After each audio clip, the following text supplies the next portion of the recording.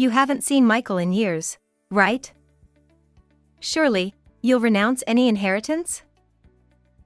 One day, a phone call came to our home. The voice on the other end mocked us, and I couldn't contain my anger. I grabbed the receiver from my granddaughter, who had been handling the call. Listen here. We won't renounce any inheritance. Don't you dare speak nonsense. This child is. I, Nancy, aged 63, have been living with my husband James and our son Michael. Since getting married and having a child, I started working part-time, and I continue to do so. James has led a straightforward life as an office worker, and he was an ordinary man in both good and bad ways. He is 2 years older than me, but his gentle nature and the inexplicable charm that made it impossible to ignore drew me to marry him. After Michael was born, James became a doting father, spending weekends playing with Michael and taking him out. Our son Michael has always been sociable, diligent, and excels in academics. He's an all-around talent, both in sports and studies. In a positive sense, he's such an outstanding student that it's almost mysterious why a child like him was born to us. He's also quite good-looking, and apparently popular among women. After graduating from college, Michael left home and independently started and managed an IT-related company at a young age. Both James and I are incredibly proud of Michael. He's our pride and joy. As time passed, when Michael turned 28, we received news that he had married a woman named Sophia and they had started living together. Since Michael had left home and become independent, he rarely contacted us, perhaps due to his busy work schedule. However, he hadn't mentioned anything about being in a relationship with this woman until now. To our surprise, he reached out after a long time, sharing both the news of his marriage and the birth of their child. Given his position as a company executive, it's understandable that he leads a hectic life. Despite our initial apprehensions about Sophia, she turned out to be a wonderful person. Despite being 7 years younger than Michael, she was remarkably mature and quickly became comfortable with our family. Sophia frequently visited our home, bringing their daughter Emma along. Understanding Michael's busy schedule, she took it upon herself to keep us updated with photos of Emma's growth, a clear sign that she genuinely cared about Emma's happiness. Seeing Sophia's dedication to supporting our son while wholeheartedly caring for their child, we felt joy and pride. Simultaneously, we resolved to assist our son and daughter-in-law whenever needed. Although Michael's income made financial difficulties unlikely, we wanted to lighten their burden if any unforeseen circumstances arose. One fateful day, tragedy struck my son's family. It was Emma's 6th birthday, and Michael happened to have a day off. Taking advantage of the opportunity, they planned a family trip and booked a cozy resort hotel. However, during their journey, they were involved in a terrible car accident. While driving on the highway, a large truck rear-ended their vehicle. Michael sustained severe injuries and required 6 months of recovery. Sophia, on the other hand, was critically injured and unconscious when she was transported to the hospital. Sadly, despite all efforts, she passed away. Fortunately, Emma escaped with minor injuries. Upon investigating the accident, we learned that Sophia had instinctively shielded Emma during the impact. Thanks to her selfless act, Emma remained safe, but she lost her mother. Since Michael was still hospitalized and unable to fulfill the role of chief mourner, we conducted Sophia's funeral on his behalf. Emma struggled to accept the sudden and permanent separation from her mother, tearfully standing before Sophia's casket. Emma's emotional wounds run deep, and we must help her heal. James and I discussed Emma's future. Given Michael's prolonged hospitalization and rehabilitation, and with Sophia no longer with us, we decided to care for Emma during this difficult time. Of course, I had already discussed Emma's situation with Michael in advance, and he had given his consent. I'm entrusting Emma to you. Emma, Dad will be in the hospital for a while and won't be able to take care of you. So during this time, Grandma and Grandpa will look after you. Is that okay? Emma, shocked by losing her mother and facing an unexpected new life, was bewildered. However, my husband James and I wholeheartedly took care of Emma. Whenever James had a day off, we tried to spend time together as a family. On other days, we made sure to communicate with Emma, ensuring she didn't feel lonely. Our efforts paid off, and Emma gradually adapted to our life, slowly healing the emotional wounds from losing her mother. As time passed since the accident, Michael's condition stabilized to some extent. He returned to work early, eager to make up for the work he missed during his hospitalization. However, Emma remained with us. I wondered how long Michael intended to keep his child with us, especially since she would soon start elementary school. But considering that Michael's role as a company executive involved responsibilities beyond our understanding, we interpreted his actions favorably. Now, I had decided to document Emma's growth, just as the late Sophia had done for us, by taking photos and sending them via email. However, Michael never responded. For us, Emma is undoubtedly our granddaughter. Emma's father is Michael. I believed that he should be aware of Emma's future.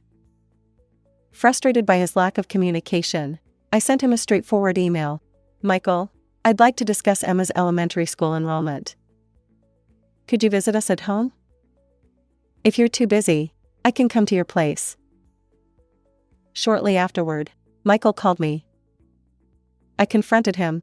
Michael, you can't keep ignoring Emma. Yes, work might be demanding, but don't you realize your responsibilities as a father? Emma has missed you terribly since she hasn't seen you in so long. Michael's response shocked me. Mom, there's something I need to tell you. Please continue raising Emma as if she were your own. You see, I can't handle parenting. It's impossible. Besides, I have a new girlfriend now, and having Emma around would be inconvenient. And honestly, from the beginning, I never felt any affection for Emma. She's not even Sophia's biological child. I was utterly stunned by his shocking revelation. No affection for Emma? Not Sophia's child? What on earth was going on? Wait a minute, what exactly are you saying? What have you done? Explain. I demanded. Michael's response hit me like a ton of bricks. Emma is the child of a woman I was dating around the same time before I married Sophia. You! Sophia was such a kind person, and you did something like that? I couldn't believe it. Michael, always well-liked, diligent since his student days, and excelling in his professional life, had blindsided us. We never imagined he'd be involved in such a messy situation. True, he had his share of admirers, but the idea that Michael would engage in such reckless behavior. And this woman was interested in me. He continued. But I felt we weren't compatible for marriage. Still, I didn't want to completely cut ties, so we maintained a casual relationship. Then, somehow, she became pregnant with Emma. She demanded that I acknowledge the baby and break off my engagement with Sophia. Michael's revelations shattered my heart. Surely, he had hurt many other women along the way.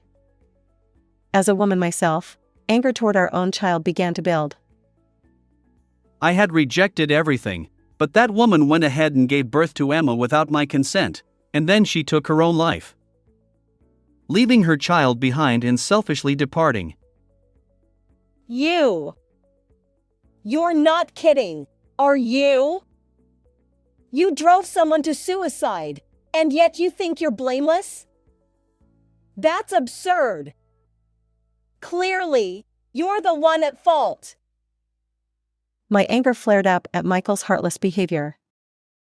The revelation left me dumbfounded. Sophia, who had loved Emma unconditionally despite not being her biological mother and the birth mother of Emma, whom I've never even seen. And now, my own son has caused immense trouble. What must Emma be feeling? How did Sophia raise her with such love? I wondered aloud. You can't possibly understand. I never imagined my own son would turn out to be such a disgrace. Do you think we'll entrust you with Emma? We'll take care of her. Michael's response was callous. Enough with the nagging. It's none of your business how I've been involved with women in the past, right? Anyway, I have no intention of raising Emma anymore. I already have a new girlfriend, and we're getting along just fine.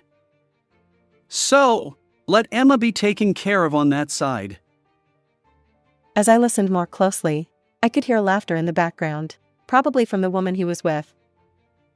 Just hearing her laugh while discussing such matters made me suspect she wasn't a good person. And Michael, choosing someone like her, seemed to drift through relationships without discernment. I sighed internally.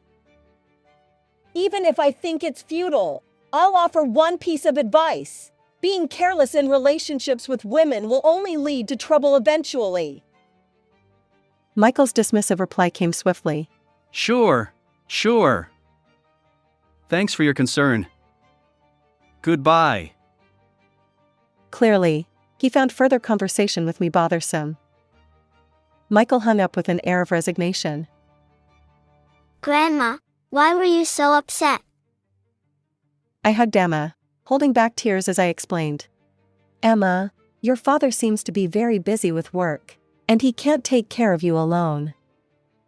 So, you'll continue living with us. I'm truly sorry. I lied. I couldn't possibly tell Emma that her father had abandoned her. She looked at me with concern, and I continued. You know, Emma, Grandma and Grandpa love having you here. We're happy to take care of you. Her expression showed a hint of sadness, but she accepted my words. Afterward, I consulted a friend who was a lawyer about the situation. We discussed various options, and it was decided that Emma would be formally adopted through legal guardianship. This would be better than leaving her in a state of indefinite custody. Additionally, for Emma's future, I filed for child support from Michael through the lawyer.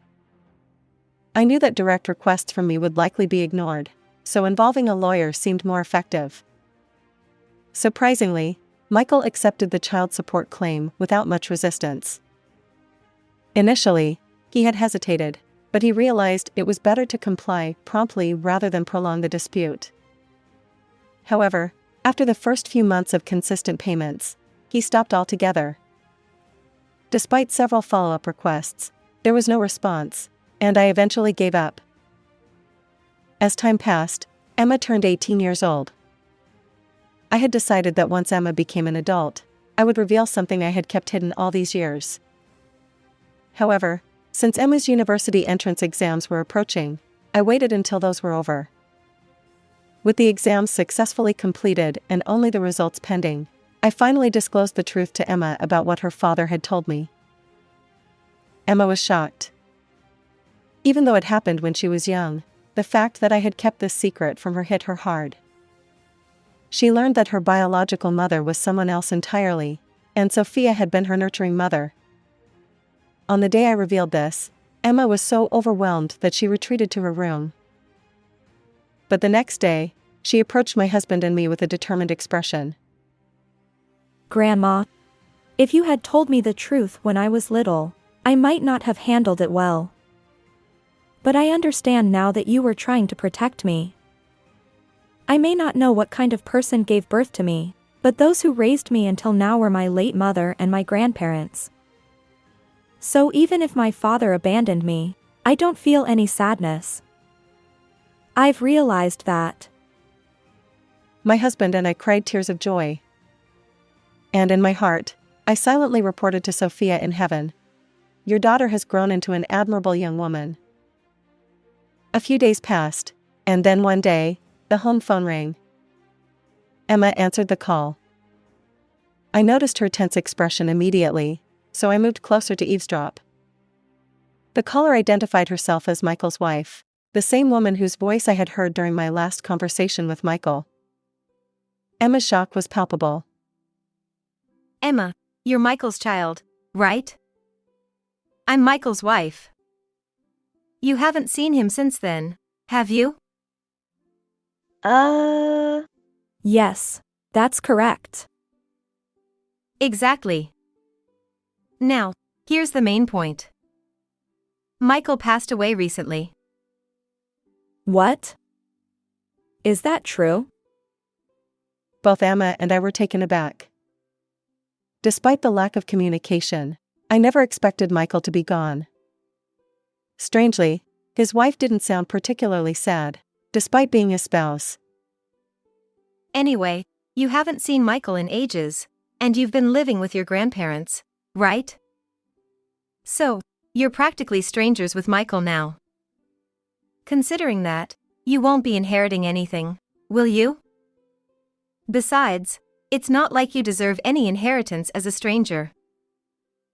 Listening to their conversation, I realized that Michael's wife had married him for financial gain. Michael was no saint either, but to end up with a woman like this as his last spouse was beyond belief. My anger was reaching its breaking point. Inheritance? Overwhelmed by the woman's forceful words, Emma faltered. I snatched the receiver from her hand. Hello? This is Emma's grandmother. I've been listening, and who do you think you are? You're after money, aren't you? Well, we won't renounce any inheritance. I shouted at the woman, my anger boiling over. I hung up the phone. I couldn't let someone like her have her way. Emma looked at me, still a bit frightened. I'm sorry, Emma, but sometimes we need to stand up firmly to people like that. We'll handle this, so watch and learn. Later, I consulted my friend, the lawyer, again. As it turned out, Emma's adoption was a regular adoption, which meant her legal relationship with Michael remained intact. Initially, I had considered severing all ties with her father, but my friend advised against it. If Emma completely cut ties with Michael, she'd lose her right to inherit anything if something unfortunate happened to him. So, we opted for a regular adoption that maintained their legal connection.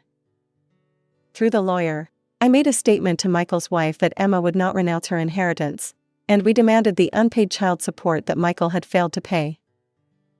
The unpaid child support amounted to a substantial sum, around $100,000. Michael's wife couldn't afford it, even with the inheritance she received. To settle the debt, she sold her house, and her subsequent whereabouts remained unknown. Rumor had it she was living quietly in some apartment. One day, Emma treated my husband and me to dinner using the money she had saved from her part-time job. It's not much, but it's my way of expressing gratitude to you two who raised me. For me, her words meant more than the dinner itself. I felt immense gratitude toward Sophia, who had lovingly nurtured Emma despite their lack of blood relation. Sophia's legacy lived on, and we continued to live happily with Emma. How did you find this story? If you enjoyed it, consider subscribing to our channel. Until next time.